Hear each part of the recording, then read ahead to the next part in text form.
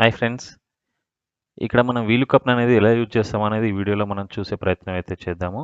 ఇక్కడ VLOOKUP formula ఉపయోగించి కొంత 10, 20 వేల మంది ఉన్న డేటాలోంచి కొంతమందిని ఫిల్టర్ చేసి మనం తెలుసుకోవాలంటే ఈజీగా తెలుసుకోవచ్చు. అది ఎలానో ఇలా చూద్దాము. ఈక్వల్ టు వీలుకప్ అనే ఫార్ములా వేస్తాము. మనం ఎల్ అని కొట్టగానే ఆటోమేటిక్‌గా మనకనేది రిఫరెన్స్ అనేది చూపిస్తుంది.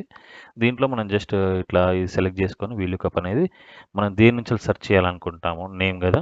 నేమ్ ఇచ్చేసి కామా మనం ఏ షీట్‌లో నుంచి అంటే ఒరిజినల్‌గా ఏ షీట్‌లో ఉన్నారు ఈళ్ళు అనేసి చూసుకుందాం ఇక్కడ.